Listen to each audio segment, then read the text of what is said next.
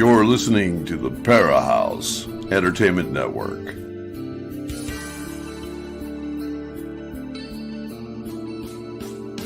Come join us as we take you deep into the fire to the paranormal realms of hauntings, UFOs, ETs, alien abductions, strange creatures, and the vastness of universal consciousness as we continue to seek what is not supposed to exist as we search for the truth that only comes from going into the fire.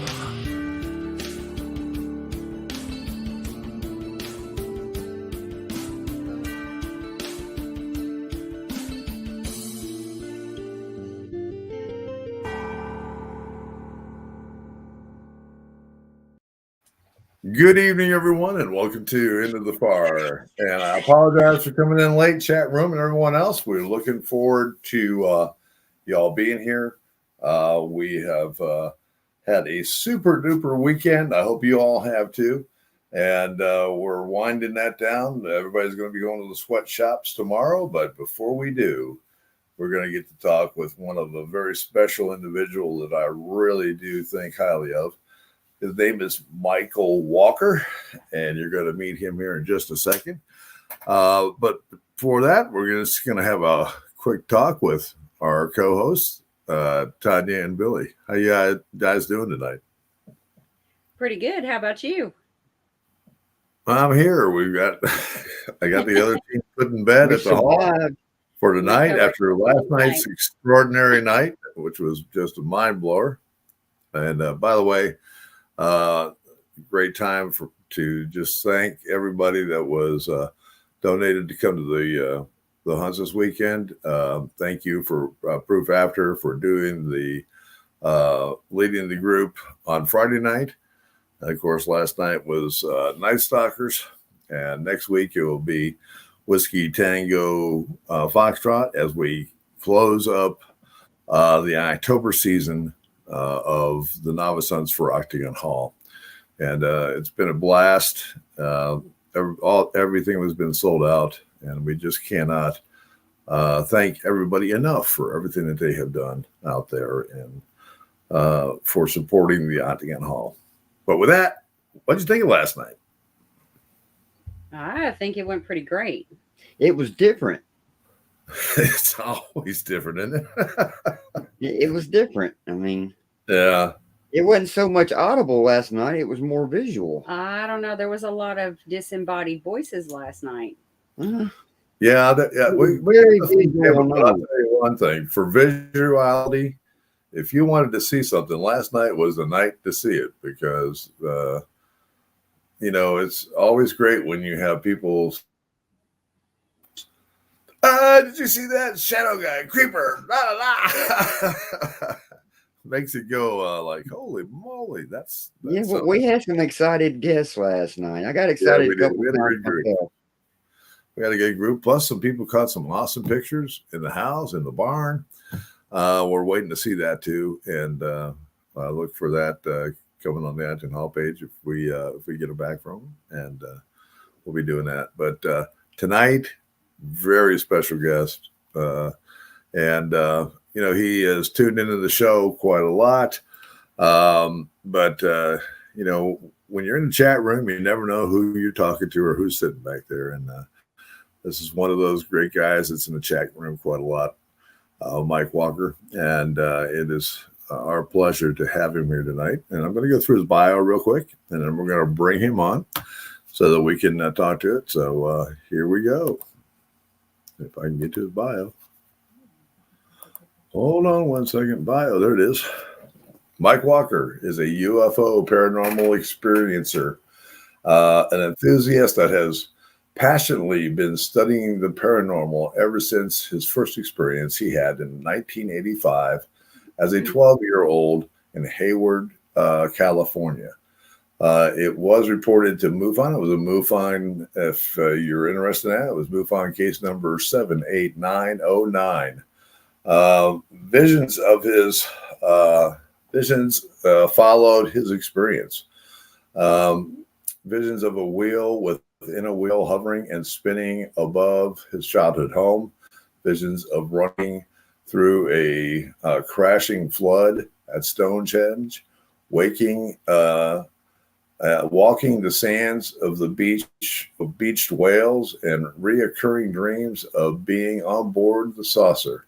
Listen as he describes it with great detail, a part of the ship that his friends see the UFO directly above them, that what would put on the light show from out of this world.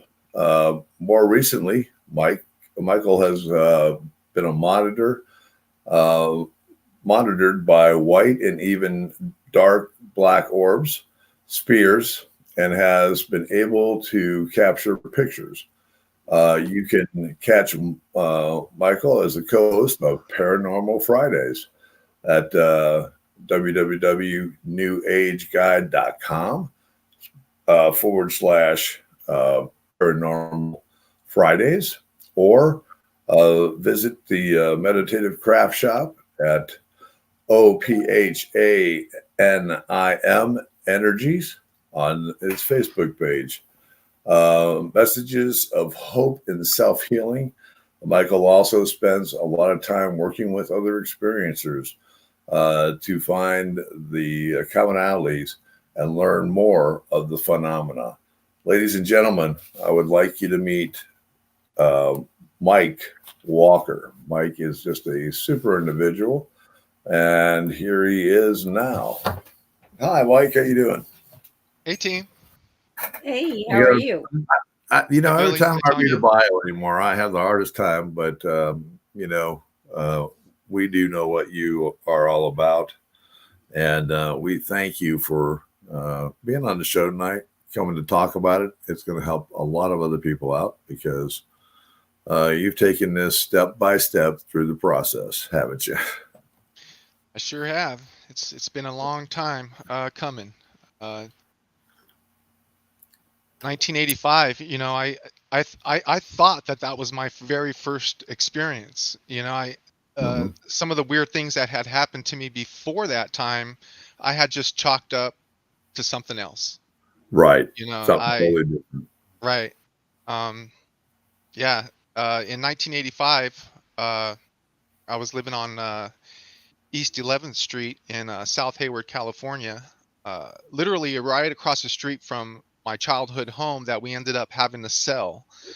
The people that bought that home across the street happened to turn into my best friends, and I ended up going over there playing with them in my old childhood home. It was kind of weird, but I was actually staying across the street at the Lopez family kind of took us in, and I just went walking out the screen door one evening back in July when I was 12. I remember walking out that screen door and walking straight out into the street and meeting up with my friend Chano. I don't believe we had much of a conversation, which I'm reflecting on as an adult, which is curious because it seemed like we were both in line with what we were going to do. Right. It was time to go for a walk around the block, and like I said, I don't think we spoke of it. We just did it, and it had just started kind of getting dark, and we began to walk around the block. And before we even made our first little hairpin turn, I was taking focus to the sky. It was really pretty that night. The clouds were low. They were really bright white. And I completely understood, that the clouds were low and they were lit up from the moon. And they appeared to even be kind of moving pretty fast, which was neat. And I understood that. I understood that they were pretty low. There was nothing weird about it at all. And then a part of the clouds began to swirl. And I had a few thoughts that ran through my head before I completely blacked out and ended up somewhere else. This is the most confusing part of my experience, is the vortex that I seen in the clouds. And as a matter of fact, I left that part of my story out for many years because, you know, I didn't know what it was. I didn't know if it had anything to do with the flying saucer, you know, that I seen. That was right above my head. Everyone knows about the UFOs, you know, so I'll stick with that. But yeah, I was looking up at the pretty clouds, and a portion of them began to swirl. And I had a few thoughts that ran through my head. One of them, the first thought was, are those clouds beginning to swirl? Because it was like a real slow process, but very crisp and very clean. It was nothing natural, like a, you know, a beginning of a funnel or a tornado or anything like that. Right. It was real crisp and clean, and it started off very slow, and then it started getting a little faster, and then it just became real fast. So I remember thinking, oh yeah, they are starting to swirl. So I remember taking another focus in. I felt like I was like, okay, let me study this area and study that swirl. And when I did study that swirl, it went slow, medium, and like my last thought was, oh my God, it's spinning fast. Yeah. And that's my last memory of that particular moment. My next conscious moment, I was over 350 feet on the other side of the block. Now I've got my hands to my side. I'm looking straight up at the belly of a flying saucer. Right. My first visual of this flying saucer, which was pretty low. I mean, if I can throw my Etch a Sketch at it, I think I might be able to hit it, you know. Yeah. So I'm looking at the belly, and you know, now, you know, looking back now, I realize I was paralyzed. You know what I mean? They had me there. Yeah. They had me. I was standing like a soldier. I had my hands tucked to my side and my head straight up, and I'm looking at the belly of this flying saucer, and I immediately know what I'm looking at. You know, I've heard of these things, and I see this blue light, and it's sporadically flashing all over the bottom of the craft. No particular order, no sequence. As a matter of fact, I remember thinking in my head, wow, that looks a little sloppy. If this is advanced technology that I'm witnessing, why does it seem like it's having some kind of electrical issue, right? Right.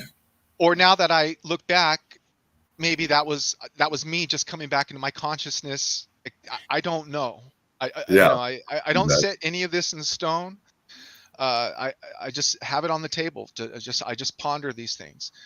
But as soon as I thought, you know, wow, that looks a little sloppy, I wonder if they're having some issues, it snapped out of whatever electrical funk that I thought that it was having. It snapped out of it, and it put on a multicolored light show.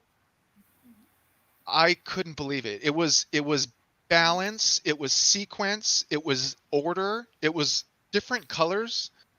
And you know, there could have very well been some colors on there that we don't see in our spectrum. I just remember every color imaginable. And it looked like it was canned lights.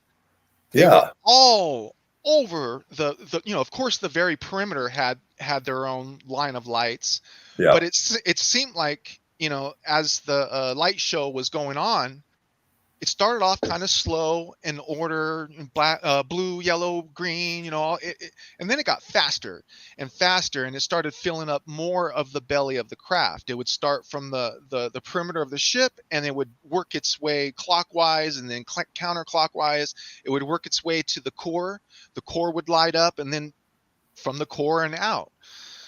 So I remember thinking in my head, I mean, I remember feeling like they were showing off. Like maybe they didn't appreciate me thinking that they had some issue, you know, like, look, kid, right. we don't have, we've got it figured out. You know, we don't have any kid, issues what are you here. talking about? Yeah. Let me leave you with this little, my beer. Yeah. let me leave you with this light show, and, you know, let me leave you with the rest of your life wondering about what that was all about. Right. But, so yeah, My friend Chano, you know, when I seen the vortex, he was to my left. And, you know, I never seen Chano again until that saucer left. Okay. Right. When I came to, and I was no longer over there looking at the vortex, now I'm over here underneath the flying saucer. It puts on that multicolored light show. It was only there for maybe a minute and a half, maybe 2 minutes. And it went from directly above us, and it kind of glided ahead of us forward a little, just a little ways, to where now I can see this craft as a whole. And it was very well indeed a saucer shaped craft. There was nothing special about the top, the bottom. I mean, it was just a disc. You know, it didn't have your little Jetsons bubble on the top. Yeah. Nothing like that. It was very simple. As a matter of fact, when people show me a list of UFOs and, you know, all the different models they have, you would think that I would be able to pick one out. But I always end up just picking out the one that kind of looks the closest, you know. Right. But yeah, it was a disc. It was a saucer, and now I'm looking at it as a whole, you know, because the light show stopped and it moved ahead a little bit. And I'm not sure if it did a little wobble before it took off, like the speed of light. But the way, guys, team, the way this craft left me, it was so fast, it was so smooth, and it was so crisp and quiet that the speed blew me away more than what I had just experienced at the moment. To me, it was like a cartoon. I just wanted to giggle, like, that wasn't real. That couldn't have been real. If I would have blinked, I would have just thought that maybe it disappeared. But no, I caught it. I seen which way it went. It took off east over the Hayward Hills. And that's when I was able to finally turn to my left, because that's where the last time I remember Chano. And there he was. He was right there to my left. And the only thing I could say was, that was a UFO, huh? And Chano goes, yeah. So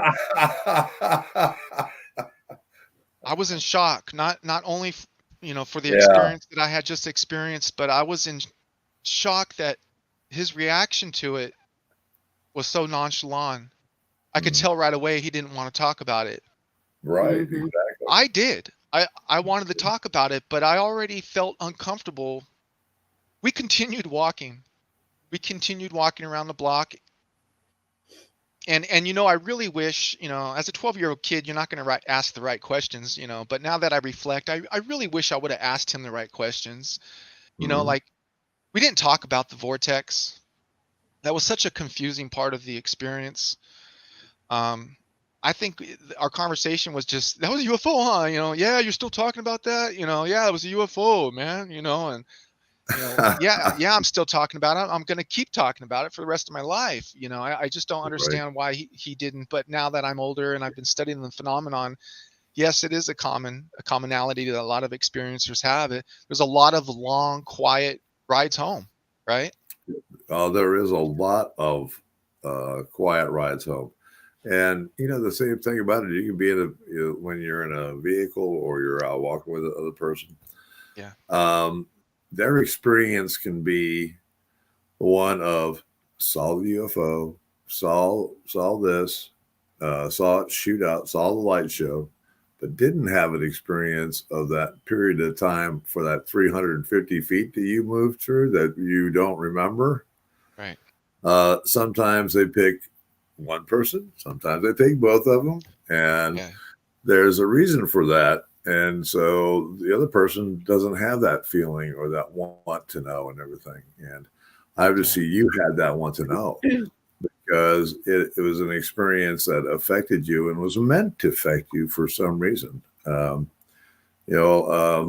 Social conditioning, we've talked about that for years, and we know how that can affect people. And some people won't talk about it.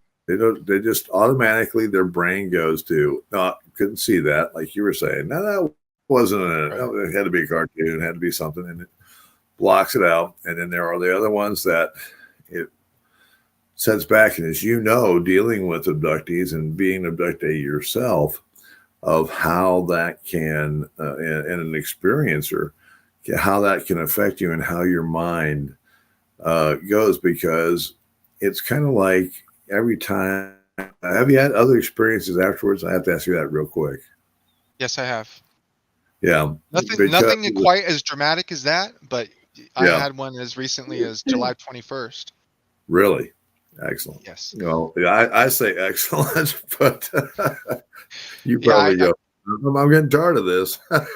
Now, did you ever talk to him again about that? Not since junior high school. As a matter of fact, he lives in my same town that I'm in. I'm in San Leandro. I'm still in the Bay Area. We're about a town and a half away from where we originally lived.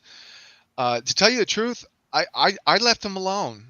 I left him alone some point in junior high school. I really got jaded and kind of embarrassed to bring it up. Look, I was a class clown, and that didn't really work for my advantage. Right. Chano was more of a serious guy. I know his family was really religious, and he was into football.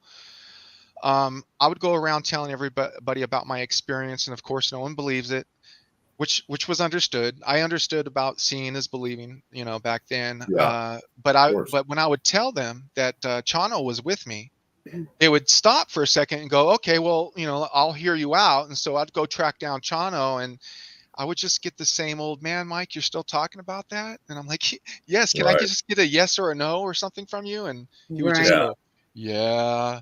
So it just wasn't very convincing. And I found it easier to just fall back into social programming. And, I left it alone for a lot of years. And then picked it back up when I got older and kind of studied it. And then Facebook came around, and I started engulfing myself with anybody and everybody in UFOs. I wanted to be their friend. I wanted to, and so that's what I did. I just started getting all these UFO friends. And then after about a year of that, and I didn't think I was abducted. I pondered the idea, but I remember thinking, nah, I'm not special enough to be. What would they want from me? Maybe it was all for Chano. I didn't know. But Eric Mitchell reached out to me, and he said, "Hey, you're real. I want you to join my group." And I did, and it's one of the best things that I've ever did in my life. I met so many wonderful people with similar commonalities, and just made it okay to talk about this without the eyes rolling. And you always get I'm sure you believe that that's what you saw. I believe that that's I don't get that from the people that I've met. And so yeah, you find the commonalities. He brought me into that world, and that's where I'm at now. Yeah, I haven't been on that network in a while, but it was a great concept, because people, abductees need to talk to other abductees. They need to be able to air out some things, and to be able to tell their stories and know that they are real and this stuff does happen, and have a support group, if you will, there to listen to you and everything else. And the last time I know, he was up to about 4,000 people on it. I know you took over and you started one in California itself, and did the whole West Coast in Facebook, which is just fantastic. I don't know how's that? Are you still working with that, or you moved on to something else? Yeah, I had originally created a UFO group about 5 years ago on my own, and I called it Paranormal UFO. After I joined Eric's group, I was there for a while. I had recently left, but I did change in honor of Eric and the group, and to kind of have us all over the place. It was an honor to change the name of the group to Experiencers Meet California. And my group grew a little bit, and just recently I had put the original name back to Paranormal slash UFO, but I kept the California. Excellent. Yeah. Excellent. So after your experience, this is the part when did you feel that Well, first of all, let me back up. You mentioned that you were mentioning today that you said, I don't know if I was abducted, not or not. Yeah. What's your feelings of that? Do you feel that you were abducted? Have you had any of those thoughts? Absolutely.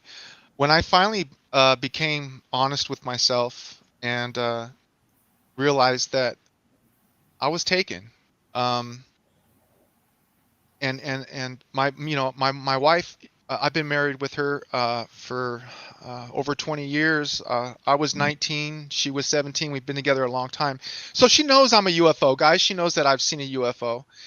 Yeah. I don't know the depth of the details that she that I've actually communicated with her. Um, but after I met Eric and started talking to other experiencers, I realized that it's a fact. I know that I was taken. I was displaced. You know, thankfully I was displaced, or I'd be sitting here today still wondering if it was just a flyby. Right. So my wife knows that I've definitely experienced a UFO. But when I finally became honest with myself and told myself that I had been abducted, I had a talk with her, and it didn't go very well. I could see it. I could see it in her eyes that she really didn't believe me, and it actually broke my heart. And it really did cause a lot of friction because it's something that I'm very passionate about. And I always felt like, oops, my wife's in the room. I got to put on my whoop, Yeah, my the different my phase. Yeah. duality, double life type of thing. Even Eric, when I talk to Eric, I got to go outside. Yeah. And one time I was talking to him and I started going upstairs. I was starting to go back into the house. So I turned into my other self. No. Yeah. Eric caught on to that. He's like, oh, wow, that's weird. Something's weird. Like I wasn't comfortable enough with him to talk to him about, hey, look, I've just put on my other suit. Yeah. That's why I am talking like this right now. you know, Exactly. uh, Exactly. so it really broke my heart that my own wife, doesn't believe me.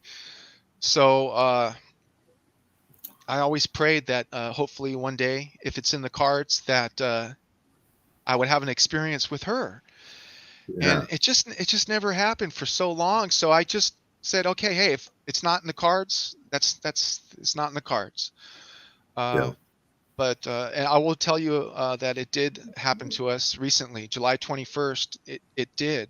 But Uh, let me go back to some of the experiencers that I met in his group. excellent. Please One of the do. first people that I met was his name. I don't think he would mind me using his name, but is Neil Bowman. Yeah.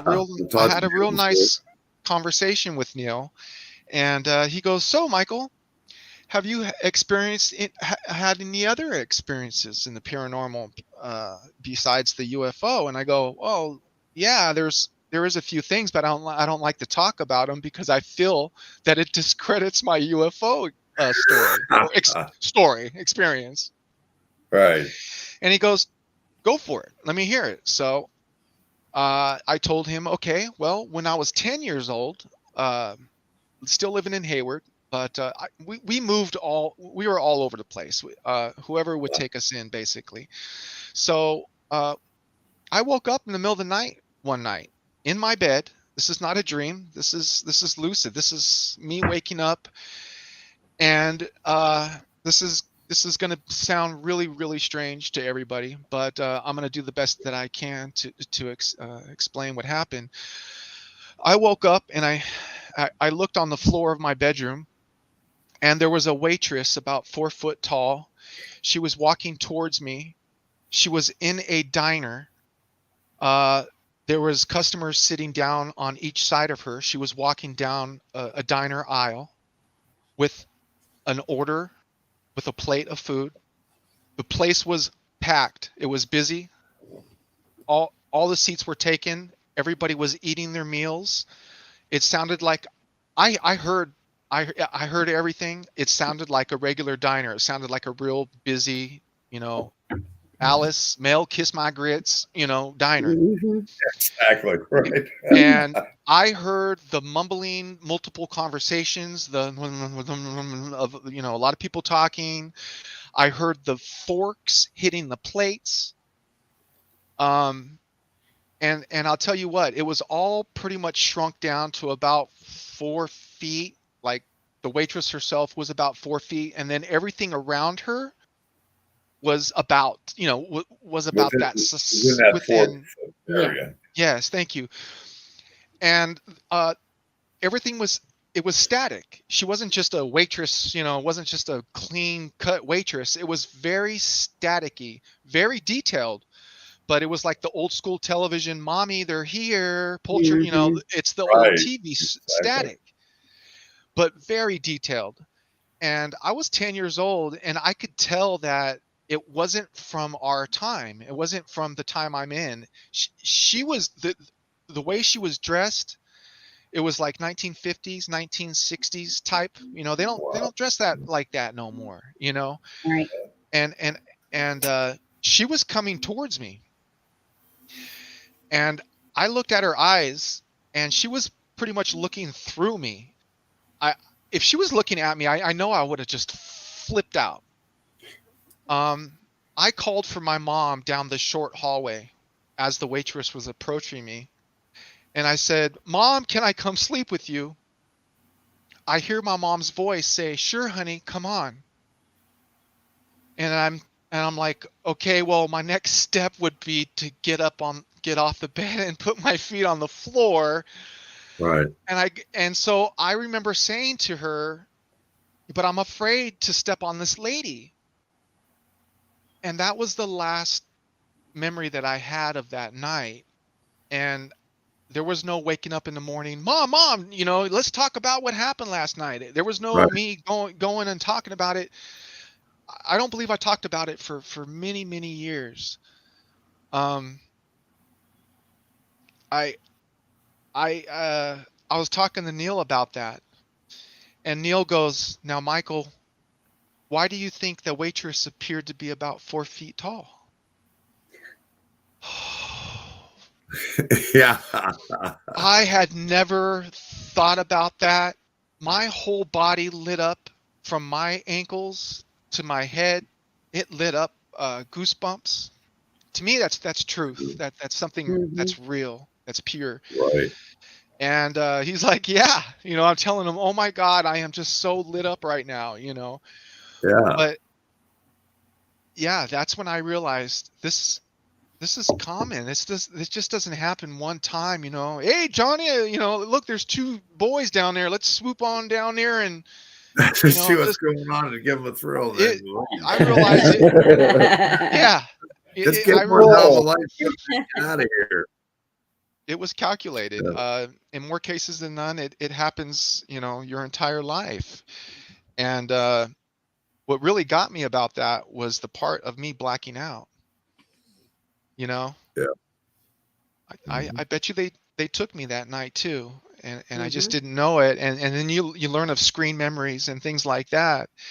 Right. And I understand now that they can appear any way that they want to children, especially to children. They can appear as a cartoon character, whatever it is. They don't want to make the experience, the initial a negative experience. They want to make it a good experience. Right. I mean, even though I know a lot of people do have negative experiences, they do. And I understand that there may be different beings out there. The ones I experienced. A lot of my memories are locked away. I've never been regressed. One day I would hope to be regressed and hopefully find out some of the things that are in the middle there that I don't know.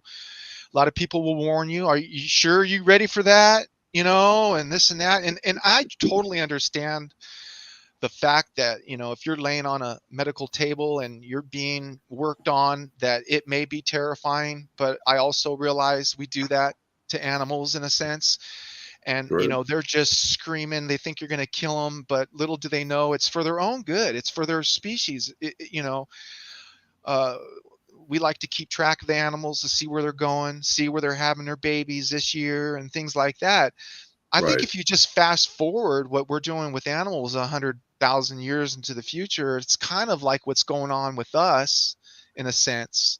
And, I'm sure that they want us to calm down and, I've heard, a lot of experiencers will tell you, they're telling them, we're not going to hurt you, this and that. Right.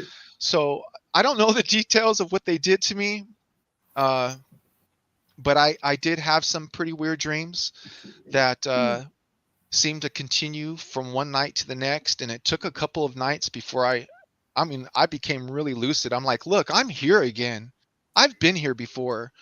Here I am in this long white hallway again. Long white, windy, curved hallway with doors to my right, regular doors. Yeah.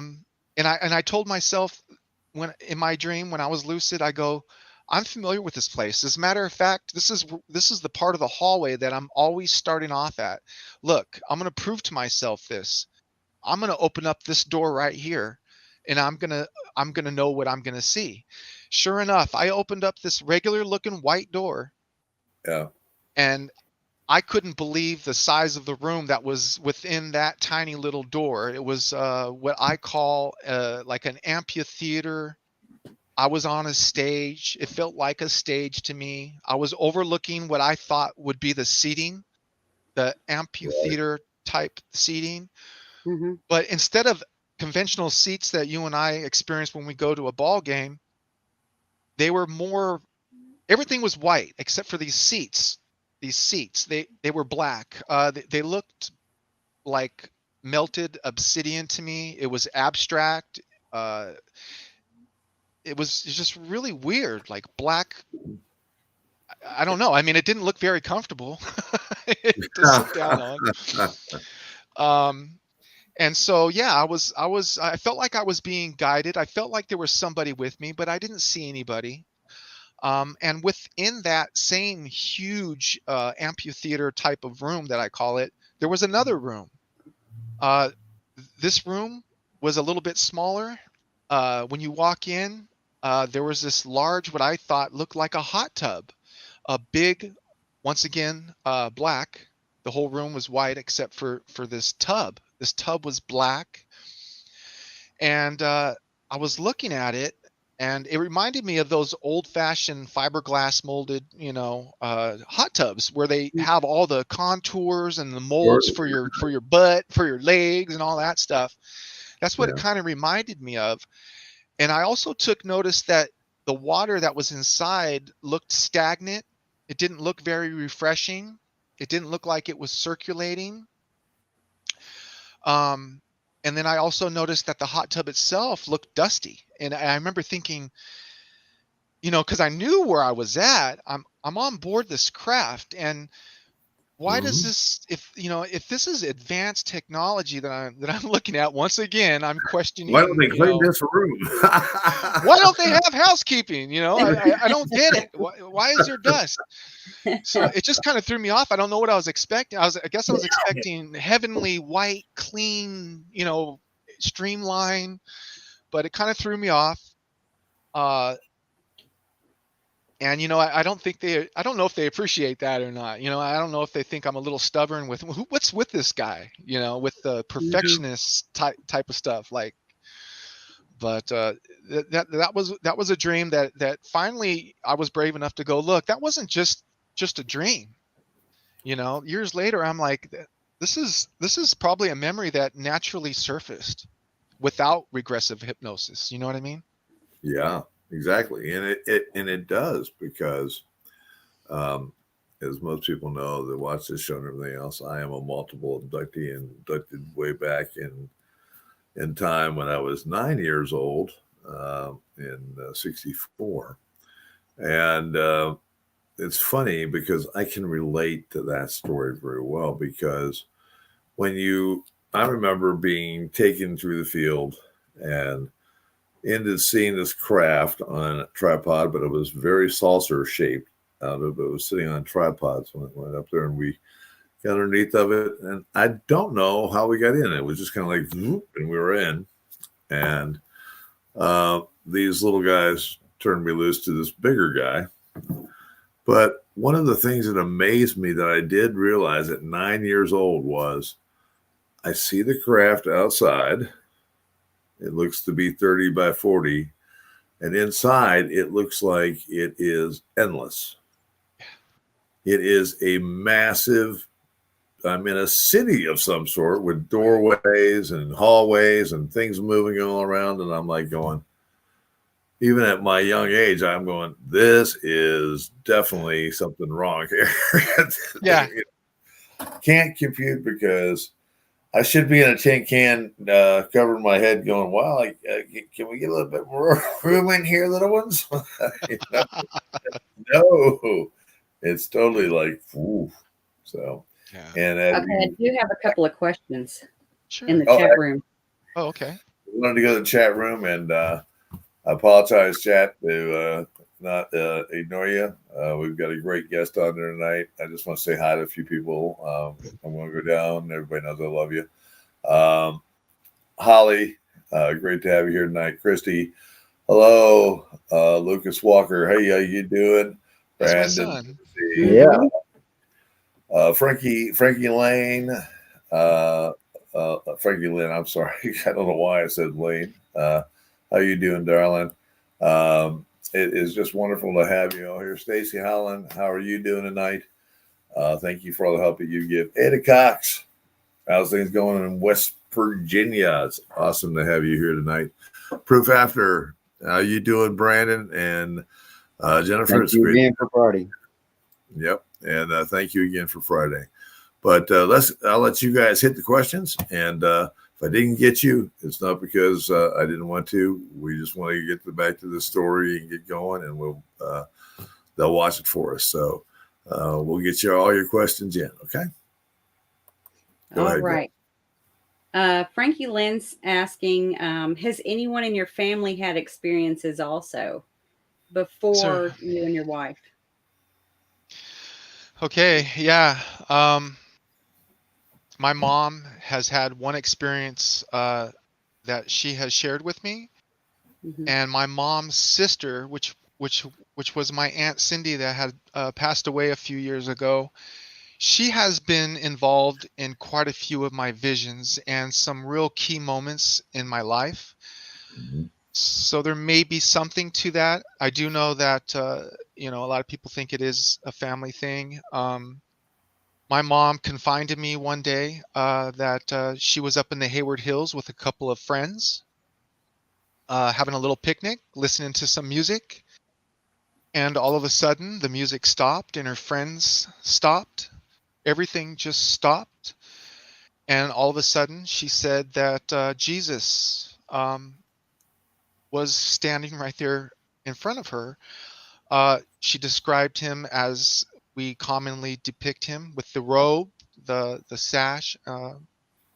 She said that his face was conveniently covered. Mm-hmm. She's seen everything but the details of his face, but she felt and knew who she was looking at.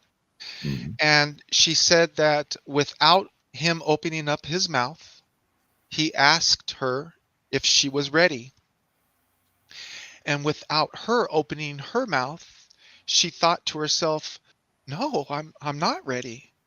And as soon as she thought that, music came back on, her friends began moving, everything, Jesus disappeared and everything went back to normal. And my mom told me that I am the only person that she had ever told.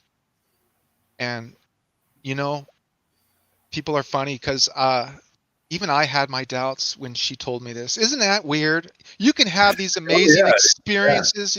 You can have the craziest thing happen to you, and then when you hear someone else, you're like, well, I wasn't there. Here we go. Yeah. That cognitive Yeah. dissonance. I don't know what it is. The games we play in our head, but I believe her. And yeah, my Aunt Cindy has been in quite a few of my visions. My Aunt Cindy was in the vision that I had where I was walking on a beach full of beached whales. I mean, that was one of the more disturbing visions I had, but there was something really tranquil and peaceful about it. I was walking the beach with my Aunt Cindy, holding her hand, and we were just walking through and just looking. We didn't smell, the bad smell of the death. It wasn't. It was just a beautiful beach. But yeah, there was a lot of whales that were beached on there, and then Another vision that I had, my whole body was covered with ants, and my Aunt Cindy came outside and hosed me off with a water hose. And like I said, she has been in a few key parts of my life that just makes me wonder. My Aunt Cindy's had a really rough life with addictions and things like that. Mhm. She had a real tough life. But yeah, that's a very good question. Thank you for asking that. Is that Frankie? Yes, Yeah. Frankie Lynn. Good question. Hi, Frankie. And then Christy Moore Hughes wants to know, do you think it is possible to have experiences that are shrouded under dreams, like it's a dream? Well, I know that that's one of the reasons why I'm really happy that there was actually somebody with me during that experience of 85, because you do have those questions. You question yourself, as life goes on, and you're reminded, look, even though he wasn't very impressed with it, he acknowledges what happened. But yeah, I do believe that these experiences could be really cerebral. As a matter of fact, they're looking more and more cerebral as time goes on. Yeah. A lot of things are. And yeah, I believe that it's possible for them to communicate with you in many ways. Like visions, you don't wake up from a vision and go, oh man, that was a great vision. That's not how No. that's not how I came about to call them visions. I had called them dreams my whole life until I Right. finally became honest with myself and had enough knowledge to put it on the table and ponder it. I won't put it in stone. I don't want to lock myself into one thing or another. I just ponder it. It's but yeah, that's another really good question. Thank you. It is a great question, and it's an interesting question. It goes beyond that also because of where it truly takes you, and where you're saying that they have the way to communicate it, download, give you things, and in many different fashions that we don't understand. Right. And it's for a reason. I look at that light show, Bear. I look at that light show and I wondered, what is this? What is that old game Simon Says? You try to boop boop boop boop boop boop boop boop. Yeah. Right. It was like Simon Says on crack, right? Yeah. I Yeah. remember thinking in my head, how am I going to remember this?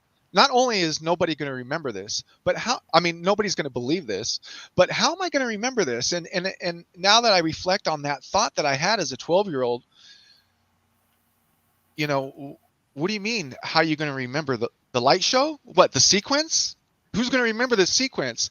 So I started studying all aspects of light, and come to find out, light is the most efficient way to transfer information into a biological being. Exactly. 100% right. So I learned that, and so I ponder to myself, like, I wonder if that's one of those downloads that you hear experiencers talk about. Yeah. And then you're like, so what's the download? I don't know what the download is. What's the message here? And I've also learned that our subconscious is way more powerful than what we're dealing with right now, having a conversation with you guys. Exactly.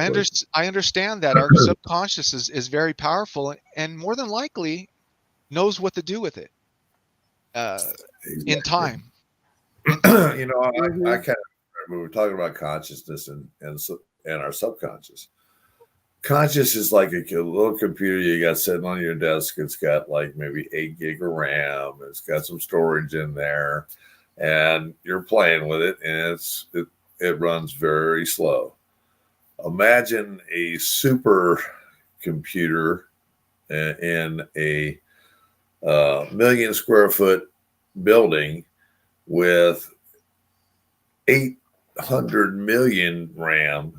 That's your subconscious, and that's everything that's contained in you, all your spiritual, everything, your life, your soul life, everything, past lives, current lives, everything coming forward. And it is taking in information at such the speed that you don't even see it, you don't even understand it. And that's where it is. And that's why it's wonderful to talk about going from the difference between consciousness and subconsciousness, the difference of the perception of how they can allow you to see a waitress or something else, but still be able to make it a communication with you that is easy for you to handle and not traumatic. And also Something probably threatening that you Right. forget of it. Now, as you know, and I got to tell you, when you started talking about it, I don't know what time, I don't know what year this movie came out. When I think about The Third Kind, you know, Close and encounter. Yep. yeah, and I remember Heine standing out there when they're making the exchange with the Zetas, and so I'm there, and what do you see? You see, Right. and the light show starts, and then it goes boom, boom, boom, boom, boom, all over the place. Yeah. And it's communicating. It's a communication thing that is coming through, and that's something that is totally logical because light is a way to communicate different types of things, and that's probably what they were doing. They were communicating to you, and you know, one of the things that people don't understand is people hide. They hide so much. If you look at the government, if you look at all the things, it's all been hidden away from people.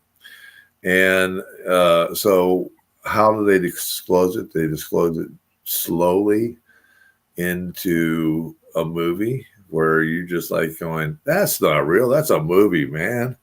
You know, but it actually is telling you something because they have to tell you the truth. They have to offer it to you so that you know it. Other than that, you know, and you just go around going, yep, saw that in the movie. That's okay. You know, but it actually becomes a truthful thing. And amazing story, amazing stuff. And, you know, as we go through this, it's just one thing after another. And, yeah, any more questions in the chat room? Christy was saying that she had a friend as a child that she called Little Gray Skin, and no one else saw her. I was told that she was imaginary, but she wasn't. I saw her as a child like me. And then Ada said she had one too, and they're still with both of them. Wow.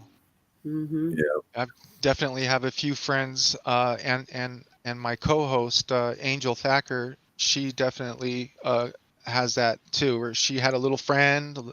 You know, some people have little blue friends that, you know, Mm-hmm. my friend Marissa Smiley, she had a little friend that they totally think is normal because you're, you know, that childlike wonderment, you're untainted. Right. You know, your subconscious has not been hijacked and pre-programmed yet through the tele-live vision. And yeah, I believe that. I really do. Mm-hmm. But they're still with them all these years later. Wow. Yeah, Yeah. that's something. That's awesome. Usually they kind of disappear after we get a little poisoned, in Yeah. a sense, you know.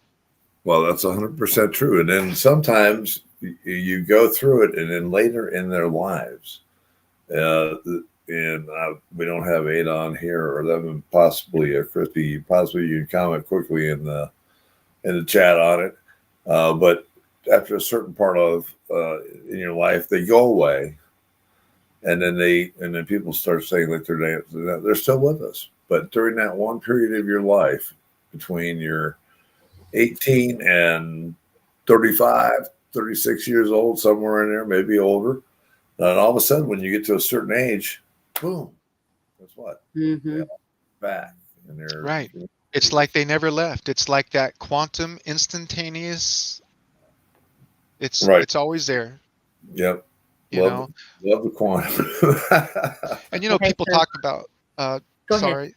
people talk about getting chipped and things like that. Now, Right. I've never felt anything that I believe is chipped, but I do believe people do get chipped, like we do chip animals and keep track of them. But at the same time, I also believe that's kind of a barbaric way of keeping track of somebody. I believe that the higher entities, the higher beings, more than likely they can keep track of you through the quantum entanglement, you know, possibly. You know, we have our own frequency. We have our own light source. We have our own ID, if you will.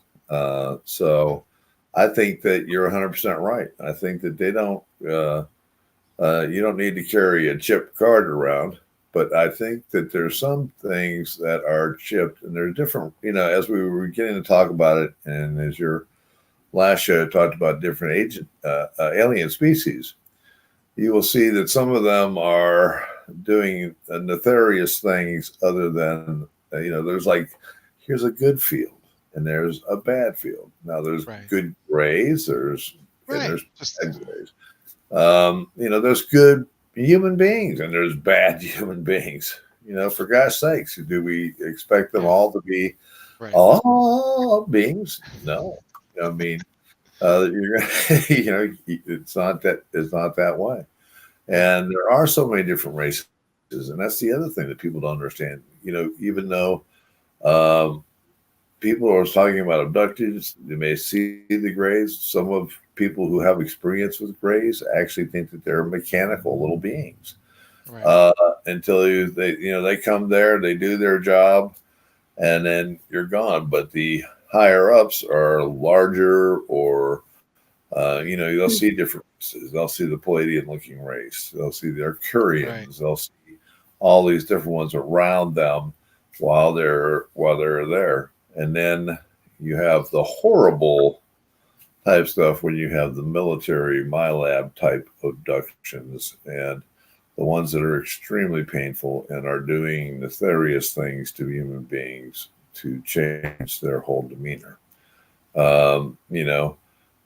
It's like the draconians. There are different styles of draconians that are out there, and they are extremely different, and they are warlike. dangerous as can be. They're warlike, and they don't like us. I think we're on their dinner plate, and they like to just use us. And I think at another time, I think that it may be they're also on our dinner plate, because back in some time, I still think that they taste like chicken. So, but anyway, yeah, it is an amazing thing. It's amazing. I think the higher up, the higher advanced you are, the more biblical it starts to sound. Now, I'm not a huge religious person. I never was. I used to flirt around growing up, going into different churches with my friends, and never thought too much of it until I started having these, what I thought at the time were dreams of the wheel within the wheel. A lot of people aren't familiar with the wheel within the wheel. I certainly wasn't at 12 years old. Right. And that's what really stands out to me, and that's what makes Ezekiel it. You're speaking about, yeah. Yes, sir. Yes, sir. I didn't know anything about Ezekiel's vision of God or anything like that. The vision that I had, the dream, I thought it was a dream. It was soon after my UFO experience. The reason why I know that is because in this vision, I have the wheel. I have a shirt actually that a friend bought me. This is a depiction of the Ophanim. It's called many things. People call it the Merkabah. They call it, it could the chariots, the chariots, the spirit's chariot, things like that. But yeah, I wasn't too impressed when I was having this vision. It was just a simple ring within a ring. One ring was going one way, the other one was going another way. I didn't remember seeing eyeballs in there. It was kind of dark, like a gunmetal kind of color. It wasn't vibrant and bright or anything like that. And it had a real medium, kind of a bold movement to it. And I wasn't too impressed when I seen it because, hey, I just seen a UFO not too long ago, and I know what they look like. They put on a multicolored light show and they take off like the speed of light. This is just a wheel within a wheel, but it was hovering above my childhood home. Right. And so I figured in my dream, I figured I would tell the people that I see outside, hey, look, that's kind of neat, right? It's floating, it's rotating. Yeah. and nobody could see me. Nobody could hear me. There was I remember there was a neighbor mowing his lawn, and I put my arm on his shoulder. I figured he doesn't hear me because he's mowing. I touch his shoulder, nothing. So You even know you're there because you're not I there. felt, I wasn't there. It was frustrating, and didn't know what that was. I didn't know what that was until many years later. I did watch a movie called Contact with Jodie Foster, and I seen something very, very familiar, and it kind of triggered They me. brought that through there. Yeah. Yeah, that kind of triggered me, and I got a little emotional. That was an emotional part of the movie too, where she goes back to see her dad, Right. and she's walking on that beach, and it kind of triggered me. The beach triggered me. I was like, wow, there's kind of something to it. And then I was watching Ancient Aliens one day, and they start talking about Ezekiel's vision of God and how it's kind of an argument there. There's some people that get really offended when they go, hey, look, that had nothing to do with Jesus. That was a UFO. That was aliens. Those are demons. It's so cut and dry. They're so cut and dry with it, and they're so offended. I just try to stay on that fence and not put anything in stone, but it's really starting to look biblical to me, especially after the experience I had July 21st this year. Tell us a with little bit my about wife. that. You mentioned it once or twice. Okay. Do you Oh mind? yeah, we're waiting to hear about that one. Okay. Yeah. So I told you all how it kind of made it really difficult with my wife, and I had prayed that hopefully one day we would have an experience. And July 21st, 9:15 p.m., we're out in front of my apartments, and we're having a smoke. And I see something coming towards us from the right, and it's got a little bit of a discoloration, like an amber kind of color, just on the nose of it. It doesn't look dramatic, like I didn't automatically think it was a flying saucer. I didn't want to embarrass myself in front of my wife. So what I said was, oh, what kind of drone is that? And she goes, oh, So she's looking up too. And as it's coming overhead, it's pretty high up. It's not very low. I'm still kind of thinking maybe it is a drone. I do see drones. Drones throw me off for a minute, just for a minute. Sometimes, but then you eventually see them come back to their owner. They don't go too far. They're very basic: red light blinking, blue light blinking, up, down. It's just, and so this thing was rolling. It was twisting. It was hard to gauge the exact shape of it. At one point, I even thought it was shape shifting, and it was an afterthought, but I pulled out my phone. I do have footage of it, but when you look at it, it's just another blurry light in the sky. Hey, Johnny, I think that there's a UFO up in the mountain. I pulled out the phone. I knew it wasn't going to be the best evidence in the world. It was more personable to get, like, let me catch the license plate number or something. Right. But yeah, this thing came from as far as I could see to as far as I could see. And I don't know, you can hear my wife on the video say, I don't know what kind of range that has, if that's a drone,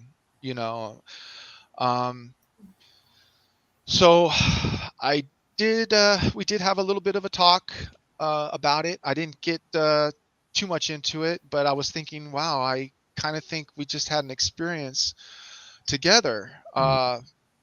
My next smoke break, I went outside by myself and sat in the very same spot and was just looking up in the sky, and all of a sudden I hear two screeching owls, and here they come, one after another. I've got a relationship with a barn owl that screeches. Every once in a while I see him. He screeches. I also make a screeching noise that I actually do very well, and it's actually a little too loud. And I Too believe loud for on here, but I'd love to hear it. I mean, I don't know if that's a pterodactyl maybe, but excuse me.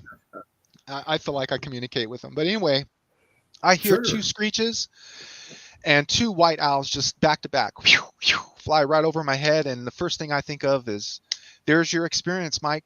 2 owls, one for you, one for your wife. You've got your experience. And you know what? She's not going to run out and become a ufologist and go join my, paranormal UFO group. She's not going to, do anything like that. But it's a start.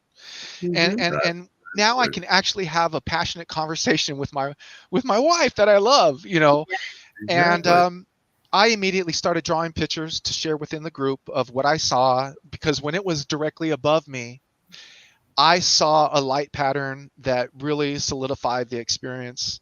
I didn't feel anything. I didn't do any blacking out. It was just kind of like watching a satellite go by, but it was much more, because when it was overhead, Right. I seen the light pattern that it gave me, and the pattern of white lights that it showed me was 4 white dots and then a long white line. 4 white dots, long white line, and then Yeah. 4 white dots. So it was 3 rows of 4 white dots and 3 white lines. I drew it if it, and it is on my Ophanim Energy page, and it's also on my UFO paranormal. My Paranormal Fridays. I shared all those things not too long ago, just in case people are interested, because I do have some evidence. But yeah, I was drawing the. Before we get out of here, you're going to give them all the places to be able to go, to be able to see you. Because Yeah, that's what I was kind of thinking. Yeah. My wife's seen me drawing what I drew, and she took the pen and she circled 3 of the lights, only 3 of them, and she goes, "That's what I saw." And I was like, "Oh my gosh, that's she's giving me information. We're talking about it. This is great." And she said something that it reminded her of Saturn. And I said, "Well, what do you mean it reminded you of Saturn?" And she goes, "Well, it looked like it was flipping and rolling, and there was like something that was in the center that was doing something also." Mhm. I didn't even think along them lines. I really didn't. I Yeah. thought it was a saucer that was doing a maneuver, a single Right. saucer maybe doing a throwing me off. Yeah. When she said that, the first thing I go, "You mean like a wheel within a wheel?" And she goes, "Yeah, kind of." That's when I started like, wow, this is really getting biblical here. This is Right. this is Exactly. something. This is something. And now we're back to contact again. Right. Exactly. Mhm. Absolutely. Because, But it's cool how like you can talk they all together and get need- it all worked out. Oh boy. And you look into the Orphanum, you look into Merkabah mysticism. There was a religion that was created, out of the vision of Ezekiel. Yes. And you look into it, and Ezekiel was a prophet, he was a priest. The Babylonians, here I am talking about these things, the Third Temple, Dead Sea Scrolls, Book of Enoch, all these things came to me at once. Flower of Life, fractals, all these things. It was almost too much. I was almost embarrassed. Like this is, angels tooting glitter out their butt, and it's not. I know it's not all that, but it's really getting biblical for me. Well, it's amazing, because I think most of the experiences that people have in the UFO community or everything else, if you accept them and you go with them and you allow them to come forward, not all your memories are going to be negative. Yes, I've had negatives, I've had positives, but it's where you put those in your places and what you do from elsewhere. But it all becomes very, very spiritual, and you realize that we're not just the only ones here on earth. We're all connected in a very strange way, and it becomes a battle where it is a very good energy versus a very negative energy. And you're part of this thing where you're trying to experience your consciousness, where you go within yourself to be able to bring out that closeness to the universe, of everything and everyone, because we're all connected. And I think that's where it takes you, and it's the natural progression of all of that. And I think that I love it when, like yourself, and you realize it, and you see that, and you saying, "Geez, we're moving down this way, and there's only one way that this can be," and it turns out to be this is a spiritual experience. you know Right. A lot of people turn to a lot of experiencers, turn to addiction. I come from a family Yeah. of addiction. Right. I mean, they experienced something very traumatic in their life, and it opens up the door to a lot of other things that may or may not necessarily be true or the right path, so to speak. Right. And so, you get to see some people, unfortunately, get involved deeply with alcohol. Sure, I can enjoy a good beer with a nice barbecue, It's an but escape. Yeah. yeah, and I just kind of chose to, I've got my issues. I'm far from perfect. Hey, we all I have smoke cigarettes. There's things I need to work on too. Mhm. But I left alcohol alone. I lost my mother and my father to alcohol, and my mom was a bartender my whole life, and the drinks were lined up for her. When she got off work, she didn't come home. She had the drinks lined up. I knew every bar in Hayward by the time I was 10 years old. I could tell you the name of every bar and what it was called before it was called Big Reds or the Banana Hut or Arnie's Time Out. And Yeah. I was in the bars as a kid before they're like, wait, what's a kid doing in here? I'm Yeah. ducking pool sticks. Yeah. But yeah. Yeah. But like we said, the experience is one that takes you down a path, and it always is that way.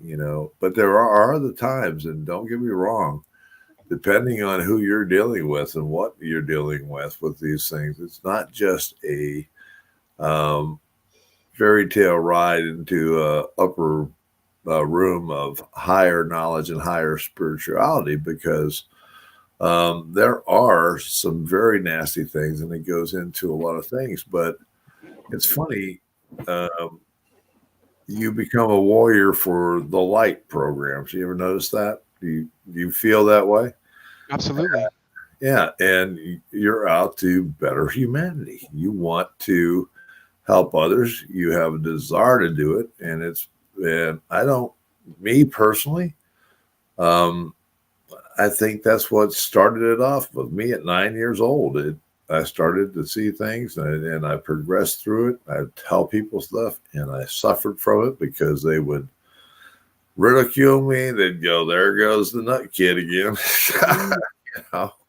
That whole thing where they say it starts with you. You hear that your whole life. It starts with you. It does. It's very true. It does start with you. It starts with self-care. It starts with you, and then you're able to help others. Right. It becomes addictive. You attract those that need help, and now you're ready to help them. Not that I've got my stuff all figured out. I talk the talk, but I rarely walk it. It's tough to walk it. It's a practice. I just consider it a practice. Hopefully, I'm getting better at a lot of things. It is a practice, and all you can do is keep trying to do it. It's nothing, I know. it's nothing special, and we all fall. We are human. We make mistakes, but we get up and dust ourselves off. And there, if you heard the loud bang, I think he's had enough. He's time to come. He's busting the door down. Yeah, it's the bruiser of the East in Bear's house here. Hello, Elijah. You're a good boy. But yeah, it is something that not to be taken lightly. It does affect you, and I hope that more people will get to understand it as it happens, because that's what we're all here to do, is to help others, and we do it day by day. And sometimes we don't do it right, but we still keep trying. Right. Yeah, man, we One has a question. appreciate you doing that. Yeah, go ahead with the questions. Well, I try to calm down Elijah here for a little bit. Uh-huh. Okay, so Frankie Lynn wants to know, Mike, do you ever wish you hadn't had any of these experiences? Oh, absolutely not. I'm so glad. I feel privileged that and lucky. You know, most people go their whole entire life without experiencing anything unusual or paranormal. And sometimes, unfortunately, it does take a dramatic experience to awaken you, so to speak. It woke me up. It did. It took a while because you know, I had my doubts, even though I had someone with me. You know, if you talk to other people long enough, they'll convince you you didn't see that. Right. Exactly. You know, and I can read people's looks in their eyes. If they're interested, if they believe me, if they're faking it, it's okay. It's all good. It's all love, and it's completely understandable. But I'm telling you, I try to convince everybody. I swear on my mother. I tried everything I could, and it's not anything that you can say. You know, it really is seeing is believing, and to whom the experiencer, it really is. You know, and I'm not going to be able to explain other people's experiences. It's for them. My experiences and my visions and my dreams that I recount, they mean different things to me at different points in my life. It's Right. not one set solid thing. Mm-hmm. It's fluid. It's like Bruce Lee said. It's like water. You know, it's something that I reach in and I use when I need it. Mm-hmm. I don't know exactly what the wheel within the wheel is all about, but you know, I don't know why I was running from a crashing flood and I jumped up on Stonehenge for safety as the water just comes to the very top. You know, I think about visions like that, and I'm like, well, what's the message here? You know, we're really quick to, you know, like, whoa, UFO, you know, Yeah. whoa, what could it be? You know, Yeah. and, But it's and we something need that to, resonates with you, is why you saw it that way. right. What's the message? And you're Yeah. like, you know, everything points to meditation. Everything points to, you know, So here, are you interested, Michael? Well, here's a book. It's called The Flower of Life. You know, I'm meditating, you know, things are not happening. You get frustrating. You know, you speak of meditation to people and they go, oh, I tried it and it doesn't do anything for me. And I'm like, look, people that do pull-ups, they didn't start doing pull-ups, you know, right away. They start with hanging, they get sore, their muscles rebuild, and then pretty soon you could do one or two. You Yeah. know, that's how I look at it, is, you know, use it or lose it. Right. Exactly. The meditation to me is the thing that people always are wondering, well, how do you meditate or how do you do that? And I'm always the one that says, it's not in a book. It's not in anything. There's a lot of great ideas about it. But guess what? You've got to go in here. It's all about self. And it's Right. all about the way that you handle it. And you are in control. And it's how you take those baby steps to become what you're looking to become and trusting within that wonderful soul that you are as it's guiding you with all the other things that you've experienced into the way of the future, helping humanity, doing whatever you're going to be doing and following the path that is more righteous and more helpful for the whole world, humanity, and the collective, if you will, of one. Because we're all one. We're all equal. We're all the same. It doesn't matter. That pineal gland is something very, very real, and something that I'm very, very interested in. When I was 21, I was in the U.S. Navy. I was stationed in Pearl Harbor on the USS Cromlin, FFG 37, and I remember waking up in my rack, and I was really tired, and I'd close my eyes, and I was going places, and I was like, wait a minute, I didn't just do that. Let me try that again, just let me debunk this, you know. I'd try it again. I'd close my eyes and I would start to concentrate on the swirlies, and then I would pop into another random place. And these places that I was popping into, one of them was a dance club. It was like rave, you know, Yeah. everybody was dancing, and I'm looking at everybody's dancing, everyone's doing their thing, and then there's one person in the middle of that dance floor, and he's looking right at me, and he doesn't look very happy, and it freaked me out. So it scared me. So I left. You know, boom, I'm out of there. And I'm like, now wait a minute. I did that twice. Let me do it one more time. And I did. I closed my eyes, and I know now what I was doing. I mean, I'm not for sure. It was either remote viewing, astral projection.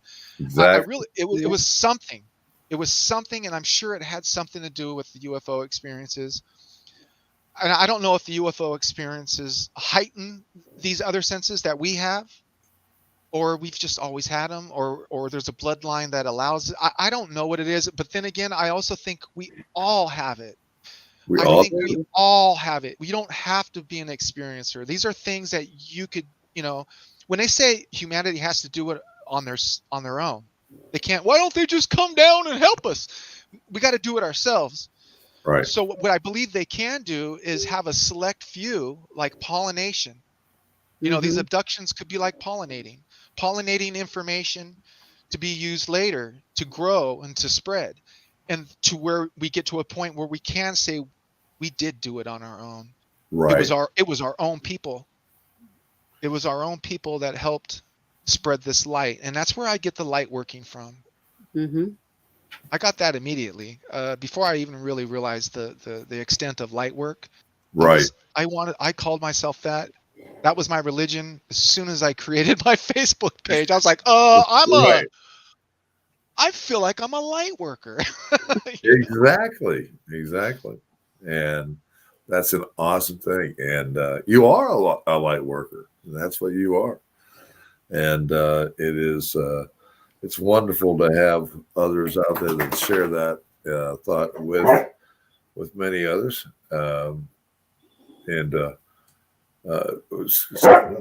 Sorry about that while Elijah's doing that. He wants to go outside. So when he beats down the door like that. But what I'd like to do is I'm going to mute my mic for a second. I'm going to let you we'll carry out the show. We want to thank you, Mike, so much for getting into it. I would love to have you back. Let's talk about more about some things that you're doing, but I want you to have the time to be able to promote your Facebook page, all these wonderful things where people can go and see light working. You know, I'd love you to also check out Connecting Consciousness. It's a great website. We'd love to have someone like you in the California area. We're all part of that also. And so other people join it, but it's all about the same thing. And we're all about here helping other people understand that. But I want to make sure that people understand the best way to get to you, because you are such a special individual. I can't thank you enough for coming on the show. And I do want to have you back within the next, if you can do it next week, we'll take part 2. If you can't, we'll do a few weeks after that. So, yeah. And folks, I just want to thank everybody here. I'm just going to mute out while my dog has a conniption fit. So God bless you all. And Mike, take it away. And Tanya and Billy, thank you for letting me do this for a second. All right. Thank you, Bear. Yeah, go ahead, Mike, man. Go ahead and let everybody know how they can reach out to you, how they can follow you, keep up with everything going on. Okay. Yeah. I mean, just a regular Facebook page. You find me, Mike Walker. You can also find me on my Paranormal Fridays page. I do have a group, but it is a private group. If you're an experiencer and you would like to join, it's a safe place for you to do that. And it's called Paranormal/UFO with California in the parentheses. I do have a Mike Skywalker, the number 4 and the letter U at iCloud.com if you would like to reach out to me that way. But yeah. And everybody, you can also find him in Into the Fire's chat room. That's on right. Pretty regular That's basis. right. You Oh, can yeah. find me in that chat room saying, "Hey, team." That's right. He has become part of the Into the Fire family. Yep. Oh yeah, it's one of my favorite shows. It is. Thank you for saying that. And, anytime that we can get together, and I'm serious, I was totally serious about it. If you can come back next week, I'd like to continue into the That's awesome. into the other I stuff, can. Absolutely. and more into the experiences, because it is such a wonderful thing to be able to open it up for people. And I appreciate you coming forward with your stories and helping humanity. God bless you, brother. My pleasure. God bless you. And so if we're going to do it next week, we'll have Mike Walker back in here, and we're going to continue this conversation on. So Awesome. Everybody, good night. Thank you for listening to Into the Fire. And Elijah says good night too, and hurry up. I got to go. Good night, everyone. Good night, everybody. Thank you. Thank you all. Bye-bye.